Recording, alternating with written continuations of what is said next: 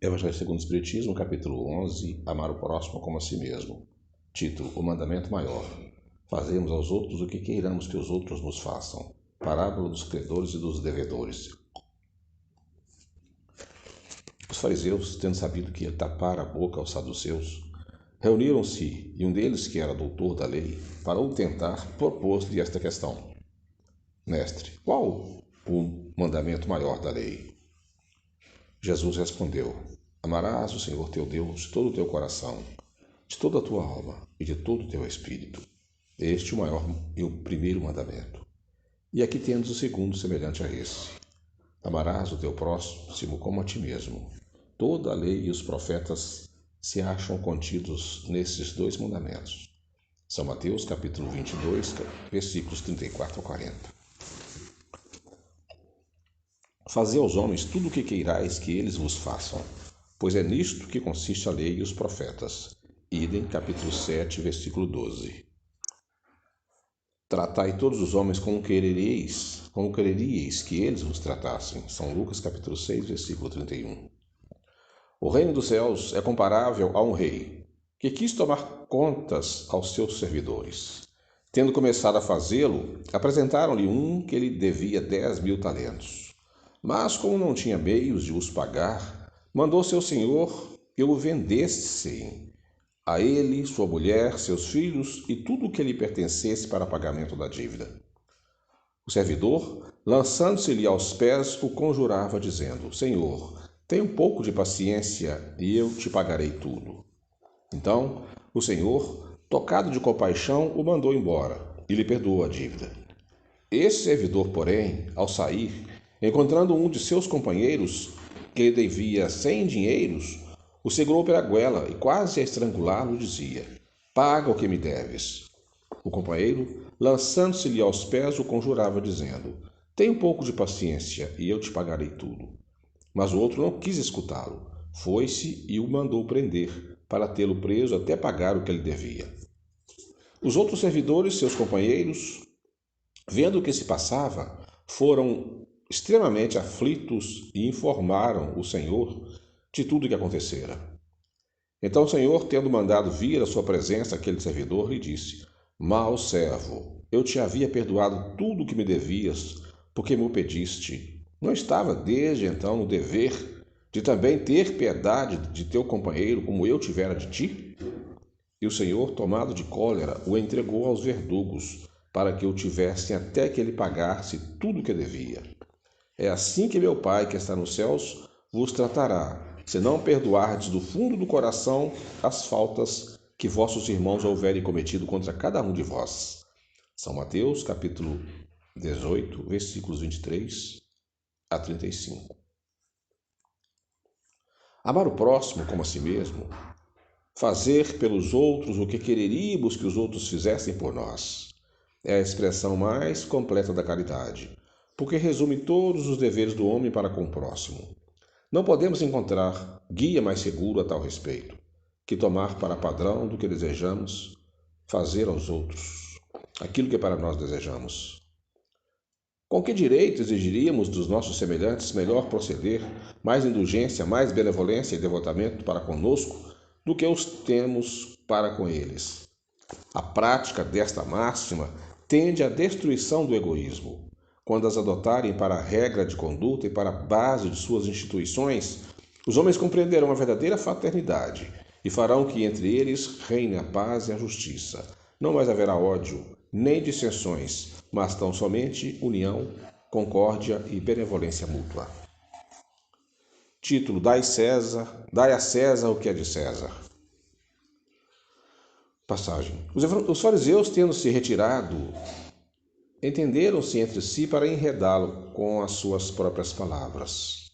Mandaram então seus discípulos em companhia dos herodianos dizer-lhe, Mestre, sabemos que és veraz e que ensina o caminho de Deus pela verdade, sem levar-lhes em conta a quem quer que seja, porque nos homens não consideras as pessoas. Dize-nos, pois, qual a tua opinião sobre isto? É-nos permitido pagar ou deixar de pagar a César o tributo? Jesus, porém, lhes conhecia a malícia E respondeu: Hipócritas, por que me tentais? Apresentai-me uma das moedas que se dão em pagamento do tributo. E tendo-lhe ele apresentado um denário, perguntou Jesus: De quem é essa imagem, essa inscrição? De César, responderam eles.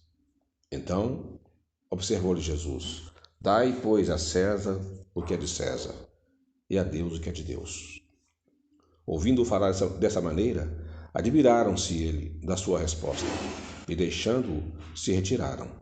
São Mateus, capítulo 22, versículos 15 a 22. São Marcos, capítulo 2, versículos 13 a 17. A questão proposta a Jesus era motivada pela circunstância de que os judeus, abominando o tributo que os romanos lhes impunham, haviam feito do pagamento desse tributo uma questão religiosa. Numeroso partido se fundara contra o imposto. O pagamento nesse constituía, pois, entre eles, uma irritante questão de atualidade, sem o que nenhum senso teria a pergunta feita a Jesus: é-nos lícito pagar ou deixar de pagar a César o tributo? Havia nessa pergunta uma armadilha. Contava-os que a formularam, poder, conforme a resposta, excitar contra ele a autoridade romana ou judeus dissidentes. Mas Jesus, que ele conhecia a malícia, contornou a dificuldade, dando-lhes uma lição de justiça, como a dizer que a cada um seja dado o que lhe é devido. Essa sentença, dai a César o que é de César, não deve, entretanto, ser entendida de modo restrito e absoluto. Como em todos os ensinos de Jesus, há nela um princípio geral, resumido sob forma prática e usual, e deduzido de uma circunstância particular. Esse princípio é consequente daquele segundo, o qual devemos proceder para com os outros como queiramos que os outros procedam para conosco. Ele condena todo o prejuízo material e moral que se possa causar a outrem, toda postergação de seus interesses. Prescreve o respeito aos direitos de cada um, como cada um deseja que se respeitem os seus. Entende-se mesmo os deveres contraídos para com a família, a sociedade, a autoridade, tanto quanto para os indivíduos em geral. Título: Instruções dos Espíritos. A Lei de Amor. O amor resume a doutrina de Jesus toda inteira, visto que é o sentimento por excelência, e os sentimentos são os instintos elevados à altura do progresso feito. Em sua origem, o homem só tem instintos. Quando mais avançado e corrompido, só tem sensações. Quando instruído e depurado, tem sentimentos. E o ponto delicado do sentimento é o amor. Não o amor no sentido vulgar do termo, mas esse sol interior, que condensa e reúne em seu ardente foco todas as aspirações e todas as revelações sobre-humanas. A lei de amor substitui a personalidade pela fusão dos seres, extingue as misérias sociais. Ditoso aquele que, ultrapassando a sua humanidade, ama com amplo amor os seus irmãos em sofrimento. Ditoso aquele que ama, pois não conhece as misérias da alma, nem a do corpo. Tem ligeiros os pés e vive como que transportado fora de si mesmo. Quando Jesus pronunciou a divina palavra, amor, os povos sobressaltaram-se e os mártires, ébrios de esperança, desceram ao circo.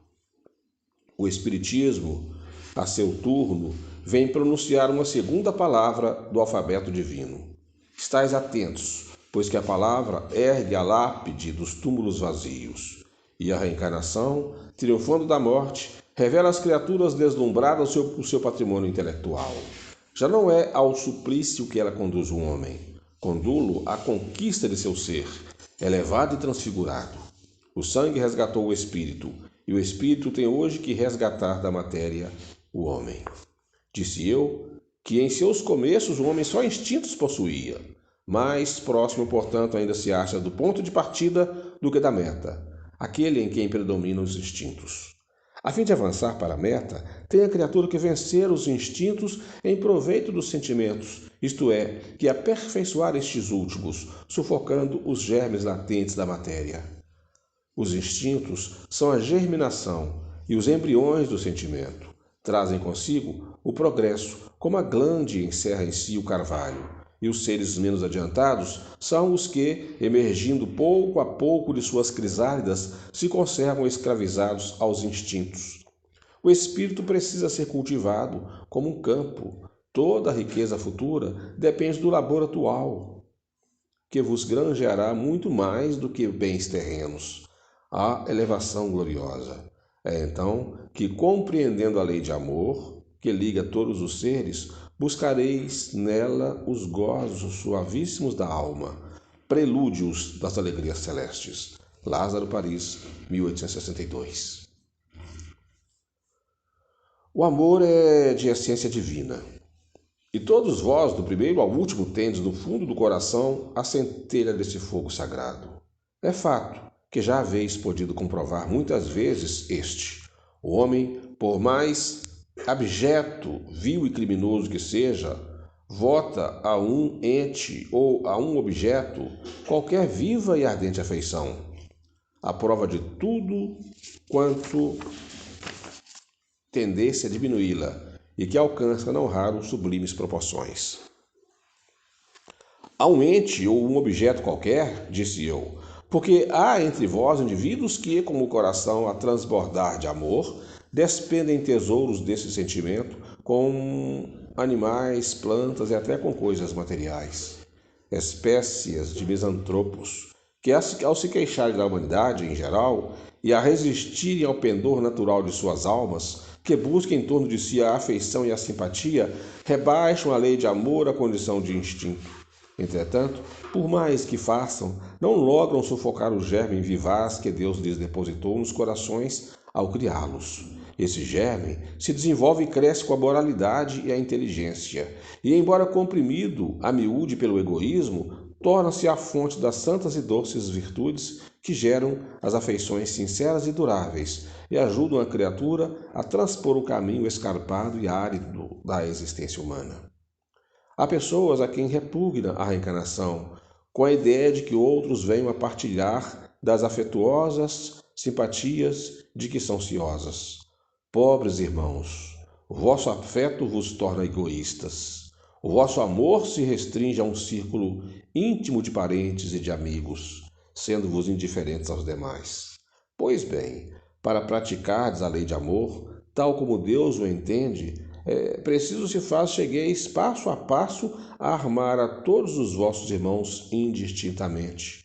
A tarefa é longa e difícil, mas cumpre-se-á, Deus o quer, e a lei de amor constitui o primeiro e o mais importante preceito da vossa doutrina, porque é ela que um dia matará o egoísmo, qualquer que seja a forma sob que se apresente, dado que além do egoísmo pessoal, há também o egoísmo da família, de casa, de nacionalidade. Disse Jesus: amai o vosso próximo como a vós mesmos. Ora, qual é o limite com relação ao próximo? Será a família? Aceita? A nação? Não, é a humanidade inteira. Nos mundos superiores, o amor recíproco é e que harmoniza e dirige os espíritos adiantados que os habitam, e o vosso planeta, destinado a realizar em breve sensível progresso, verá seus habitantes em virtude da transformação social, porque passará a praticar essa lei sublime, reflexo da divindade. Os efeitos da lei do amor são o melhoramento moral da raça humana e a felicidade durante a vida terrestre. Os mais rebeldes e os mais viciosos se reformarão quando observarem os benefícios resultantes da prática deste preceito.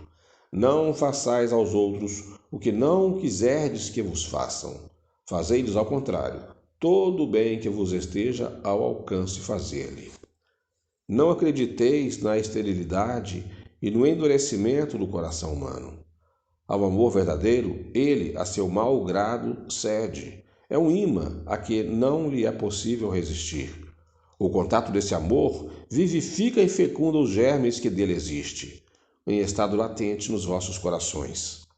A terra, orbe de provação e de exílio, será então purificada por esse fogo sagrado e verá praticado na sua superfície a caridade, a humildade, a paciência, o devotamento, a abnegação, a resignação e o sacrifício, virtudes todas filhas do amor.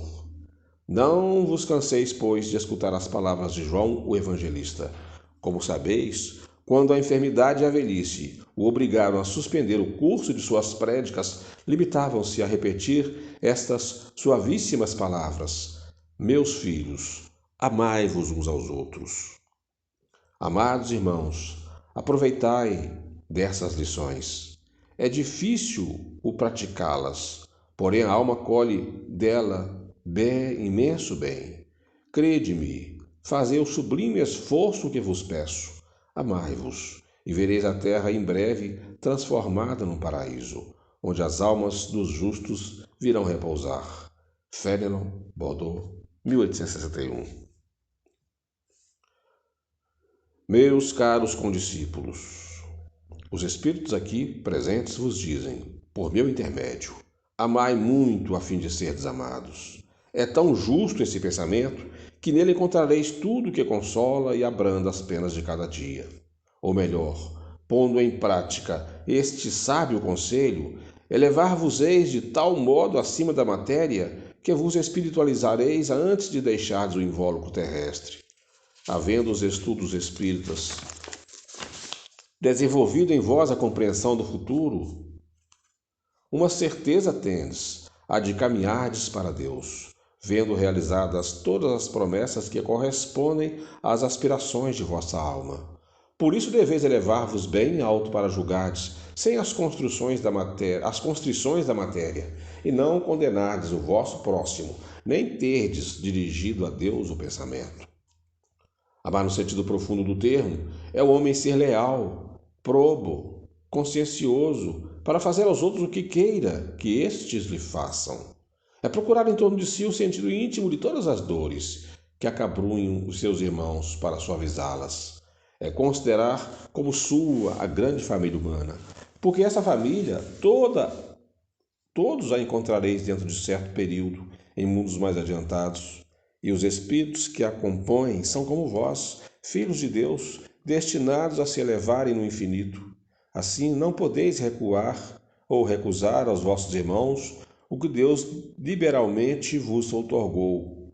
Porquanto, do vosso lado, muito vos alegraria que vossos irmãos vos dessem aquilo de que necessitais. Para todos os sofrimentos, tende, pois, sempre uma palavra de esperança e de conforto, a fim de que sejais inteiramente amor e justiça. Crede que esta sábia exortação, amai bastante para seres amados, abrirá caminho. Revolucionária, ela segue sua rota, que é determinada, invariável. Mas já ganhaste muito vós que me ouvis, pois que já sois infinitamente melhores do que éreis há 100 anos. Mudaste tanto em proveito vosso, que aceitais de boa mente sobre a liberdade e a fraternidade uma imensidade de ideias novas que outrora rejeitaríeis. Ora, daqui a 100 anos, sem dúvida, aceitareis com a mesma facilidade as que ainda vos não puderam entrar no cérebro. Hoje, quando o movimento espírita há dado tão grande passo, vede com que rapidez as ideias de justiça e de renovação, constantes nos ditados espíritas, são aceitas pela parte mediana do mundo inteligente. É que aceitas pela parte mediana, é que essas ideias correspondem a tudo o que há de inteligente e de divino em vós. É que estáis preparados por uma sementeira fecunda, a do século passado, que implantou no seio da sociedade terrena as grandes ideias do progresso. E como tudo se encadeia sob a direção do Altíssimo, todas as lições recebidas e aceitas virão a encerrar-se na permuta universal do amor ao próximo. Por aí, os espíritos encarnados, melhor apreciando e sentindo-se, estenderão as mãos de todos os confins do vosso planeta. Uns e outros reunir-se-ão para se entenderem e amarem, para destruírem todas as injúrias, todas as causas de desinteligências entre os povos. Grande conceito de renovação pelo Espiritismo, tão bem exposto em O Livro dos Espíritos. Tu produzirás o portentoso milagre do século vindouro, o da harmonização de todos os interesses materiais e espirituais dos homens, pela aplicação desse preceito bem compreendido. Amai bastante para seres amados. Sansão, ex-membro da Sociedade Espírita de Paris, 1863. Título: O egoísmo. O egoísmo, chaga da humanidade, tem que desaparecer da Terra, cujo progresso moral obsta. Ao Espiritismo está reservada a tarefa de fazê-lo ascender na hierarquia dos mundos. O egoísmo é, pois, o alvo para o qual todos os verdadeiros crentes devem apontar suas armas, dirigir suas forças, sua coragem. Digo coragem porque dela muito mais necessita cada um para vencer-se a si mesmo do que para vencer os outros. Que cada um, portanto, empregue todos os esforços a combatê-lo em si, certo de que esse monstro devorador de todas as inteligências, esse filho do orgulho, é o causador de todas as misérias do mundo terreno. É a negação da caridade e, por conseguinte, o maior obstáculo à felicidade dos homens. Jesus vos deu exemplo da caridade e Pôncio Pilatos o do egoísmo. Pois quando o primeiro, o justo, vai percorrer as santas estações de seu martírio, o outro lava as mãos, dizendo: Que me importa? Animou-se a dizer aos judeus: Este homem é justo, por que o quereis crucificar? E, entretanto, deixa que o conduzam ao suplício. É a esse antagonismo entre a caridade e o egoísmo, a invasão do coração humano por essa lepra que se deve atribuir o fato de não haver ainda o cristianismo desempenhado por completo a sua missão. Cabem-vos a vós, novos apóstolos da fé, que os espíritos superiores esclarecem o encargo e o dever de extirpar este mal, a fim de dar ao cristianismo toda a sua força e desobstruir o caminho dos pedrouços que lhe embaraçam a marcha. Expulsai da terra o egoísmo para que ela possa subir na escala dos mundos. Porquanto já é tempo de a humanidade envergar sua veste viril, para o que cumpre que primeiramente o expilais dos vossos corações. Emmanuel, Paris, 1861. Se os homens se amassem com mútuo amor, mais bem praticada seria a caridade. Mas para isso, mister fora vos esforçasseis por largar essa couraça que vos cobre os corações, a fim de se tornar ele mais sensível aos sofrimentos alheios. A rigidez mata os bons sentimentos. O Cristo jamais se excusava, não repelia aquele que o buscava, fosse quem fosse. Socorria assim a mulher adúltera como o criminoso. Nunca temeu que a sua reputação sofresse por isso, quando o tornareis por modelo de todas vossas ações. Se na terra a caridade reinasse, o mal não imperaria nela. Fugiria envergonhado, ocultar-se-ia, visto que toda parte se acharia deslocado. O mal, então, desapareceria. Ficai bem certos. Começai vós por dar o exemplo. Sede caridosos para com todos indistintamente. Esforçai-vos por não atentar nos que vos olham com desdém, e deixai a Deus o encargo de fazer toda a justiça. A Deus todos os dias separa seu reino, o joio do trigo. O egoísmo é a negação da caridade. Ora, sem a caridade, não haverá descanso para a sociedade humana. Digo mais, não haverá segurança. Com o egoísmo e o orgulho, que andam de mãos dadas, a vida sempre será uma carreira em que vencerá o mais esperto. Uma luta de interesse em que se calçarão aos pés as mais santas afeições, em que nem sequer os sagrados laços da família merecerão respeito. Pascal Sens, 1862. Título: A fé e a caridade. Digo-vos, não há muito, meus caros filhos, que a caridade sem fé não basta para manter entre os homens uma ordem social capaz de os tornar felizes. Pudera ter dito que a caridade é impossível sem a fé. Na verdade, impulsos generosos se vos depararão mesmo entre os que nenhuma religião tem. Porém, essa caridade austera, que só com abnegação se pratica, com um constante sacrifício de todo interesse egoístico, somente a fé pode inspirá-la, porquanto só ela dá se possa carregar com coragem e perseverança a cruz da vida terrena. Sim, meus filhos, é inútil que o homem, ávido de gozos, procure iludir-se sobre o seu destino nesse mundo. pretendendo ser-lhe lícito ocupar-se unicamente com a sua felicidade. Sem dúvida, Deus nos criou para sermos felizes na eternidade. Entretanto, a vida terrestre tem que servir exclusivamente ao aperfeiçoamento moral, que mais facilmente se adquire com o auxílio dos órgãos físicos e do mundo material. Sem levar em conta as vicissitudes ordinárias da vida, a diversidade dos gostos, dos pendores e das necessidades, é esse também um meio de vos aperfeiçoardes, exercitando-vos na caridade. Com efeito, só a poder de concessões e sacrifícios mútuos podeis conservar a harmonia entre elementos tão diversos.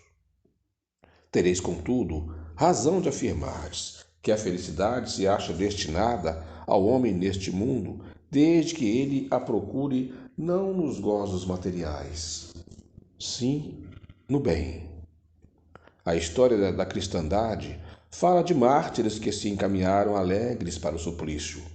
Hoje, na vossa sociedade, para seres cristãos, não se vos faz mister nem o holocausto do martírio, nem o sacrifício da vida, mas a única e exclusivamente o sacrifício do vosso egoísmo, do vosso orgulho e da vossa vaidade.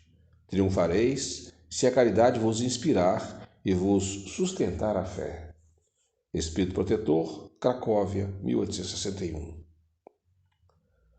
Título: Caridade para com os criminosos. A verdadeira caridade constitui um dos mais sublimes ensinamentos que Deus deu ao mundo. Completa fraternidade deve existir entre os verdadeiros seguidores de sua doutrina.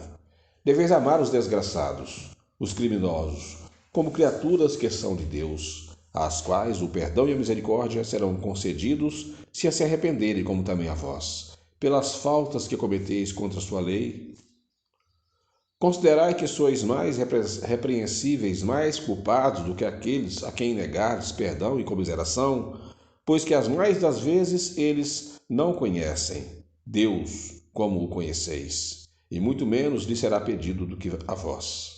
Não julgueis, não julgueis absolutamente, meus caros amigos, porquanto o juízo que proferirdes ainda mais severamente vos será aplicado, e precisais de indulgência para os pecados em que sem cessar incorreis. Ignorais que há muitas ações que são crimes aos olhos de Deus, de pureza, e que o mundo nem sequer com faltas leves considera? A verdadeira caridade não consiste apenas na esmola que dais, nem mesmo nas palavras de consolação que lhe aditeis. Não, não é apenas isso que Deus exige de vós. A caridade sublime que Jesus ensinou também consiste na benevolência de que useis sempre e em todas as coisas para com o vosso próximo. Podeis ainda exercitar essa virtude sublime com relação a seres para as quais nenhuma utilidade terão as vossas esmolas, mas que algumas palavras de consolo, de encorajamento, de amor, conduzirão ao Senhor Supremo. Estão próximos os tempos, repito-o, em que nesse planeta reinará a grande fraternidade, em que os homens obedecerão à lei do Cristo, lei que será freio e esperança, e conduzirá as almas às moradas ditosas. Amai-vos, pois, como filhos do mesmo Pai. Não estabeleçais diferenças entre os outros infelizes, porquanto quer Deus que todos sejam iguais. A ninguém desprezeis. Permite Deus que entre vós se achem grandes criminosos, para que vos sirvam de ensinamentos. Em breve, quando os homens se encontrarem submetidos à verdadeira lei de Deus, já não haverá necessidade desses ensinos. Todos os espíritos impuros e revoltados serão relegados para mundos inferiores, de acordo com as suas inclinações. Deveis àqueles de quem falo o socorro das vossas preces. É a verdadeira caridade. Não vos cabe dizer de um criminoso: é um miserável, deve-se expurgar-se da sua presença à terra. Muito branda é para ele, para essa tal espécie, a morte que eles infligem. Não, não é assim que vos compete falar. Observai o vosso modelo, Jesus. Que diria ele se visse junto de ti um desses desgraçados? lamentá-lo-ia, considerá-lo-ia um doente bem digno de piedade, estender-lhe-ia a mão. Em realidade, não podeis fazer o mesmo, mas, pelo menos, podeis orar por ele, assistir-lhe o Espírito durante o dia que ainda haja de passar na terra. Pode ele ser tocado de arrependimento se orardes com fé. É tanto o vosso próximo como o melhor dos homens. Sua alma, transviada e revoltada, foi criada como a vossa, para se aperfeiçoar. Ajudai-o, pois, a sair do lameiro, e orai por ele. Isabel de França, Havre, 1862. Título: Dever-se-á expor a vida por um malfeitor? Acha-se em perigo da morte um homem. Para o salvar, tem outro que expor sua vida. Sabe-se, porém, que aquele é um malfeitor e que, se escapar, poderá cometer novos crimes. Deve, não obstante, o segundo arriscar para o salvar? Questão muito grave é esta, e que naturalmente se pode apresentar ao espírito. Responderei na conformidade de meu adiantamento moral, pois o de que se trata é de saber se se deve expor a vida mesmo por um malfeitor. O devotamento é cego. Socorre-se o inimigo. Deve-se, portanto, socorrer o inimigo da sociedade, a um malfeitor em suma. Julgais que será somente a morte que em tal caso se corre a arrancar o desgraçado? É talvez a toda a sua vida passada. Imaginai com efeito que nos rápidos instantes que ele arrebata os derradeiros alentos da vida, o homem perdido volve ao seu passado, ou que antes este se ergue diante dele. A morte, quiçá, lhe chega cedo demais. A reencarnação poderá vir a ser-lhe terrível. Lançai-vos então, ó homens. Lançai-vos todos vós a quem a ciência espírita esclareceu. Lançai-vos. Arrancai-o à sua condenação. E talvez este homem, que teria morrido a blasfemar-se, atirará aos vossos braços. Todavia, não tendes que indagar se o fará ou não. Socorrei-o porquanto, salvando-o, obedeceis a essa voz do coração, que vos diz: podes salvá-lo, salva-o. Lá Menor, Paris, 1862.